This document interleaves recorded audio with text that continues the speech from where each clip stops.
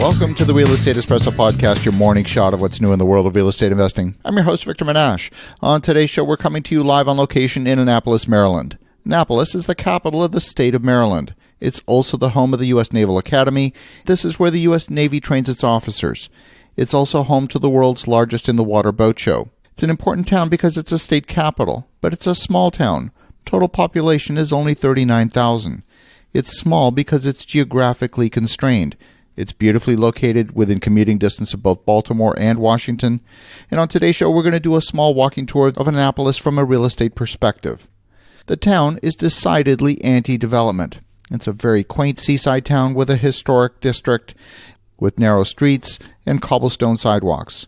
Many of the narrow century-old townhouses have a flagpole jutting out from the side of the house. You won't have to go very far to be reminded which country you're in.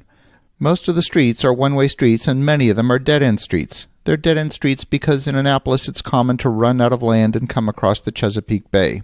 The many inlets, rivers, and coves make for a very intimate and extensive coastline. Many of the waterfront homes have a boat docked in front. The idyllic setting is one of the most picturesque coastal towns in all of North America. Real estate's relatively expensive here. Waterfront homes are usually priced between $2 to $3 million. Not surprisingly, this rich water playground makes Annapolis the sailing capital of the U.S. Eastern Seaboard. In our time here, we ran into many people who had successfully navigated across the Atlantic in sailboats. Annapolis is geographically constrained. There's really no developable land left in the core of Annapolis. Any project undertaken in the city will be of an infill nature. You'll have to demolish before you can build. The demand is high and vacancy is extremely low, so you've got a set of conditions that on the surface appear favorable. You've got a shortage of supply and a lot of pent-up demand. Development in Annapolis is difficult because any development that falls within what's called a critical area must be sent to the State of Maryland Critical Area Commission for the Chesapeake and Atlantic coastal bays prior to receiving local zoning approval or a building permit. Generally speaking, any property within 1,000 feet of a waterway falls into the critical area overlay. In this zone, a whole bunch of extra rules come into play. Most of these rules are designed to protect the sensitive waterways of the Chesapeake and the coastal regions. For example, there are vegetation requirements. There are restrictions on waste transfer. You're unlikely to get a septic system approved on a property in a critical area overlay. When you walk around Annapolis, you see a town with a main street that has many shops and restaurants. They're not just shops for tourists, although there's plenty of those. Real people live and work and study here in Annapolis. They work hard to maintain the culture of the town. And many of the Main Street businesses are, in fact, struggling. The businesses here in Annapolis are seasonal. The summer months get a lot of tourist traffic. In fact, I would say there's a solid 6 months of high traffic, which brings in a lot of money into the local economy. But outside of that, the winter months are slow, and businesses waiting out the winter months often struggle. There is vacancy on Main Street. First time we've seen that in years that we've been coming here. This is not an easy town to be a real estate investor. We saw an old townhouse in a very poor condition and had a public notice posted on the front window.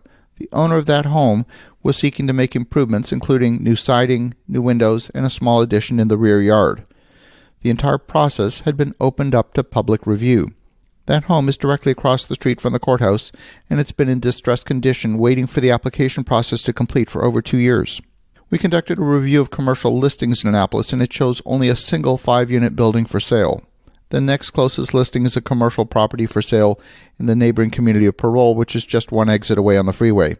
That 69-unit building is listed for $15.5 million, and that comes to about $224,000 a unit, which is a little on the high side, but on a square foot basis, the property is selling for $155 a square foot. It's actually fairly reasonable.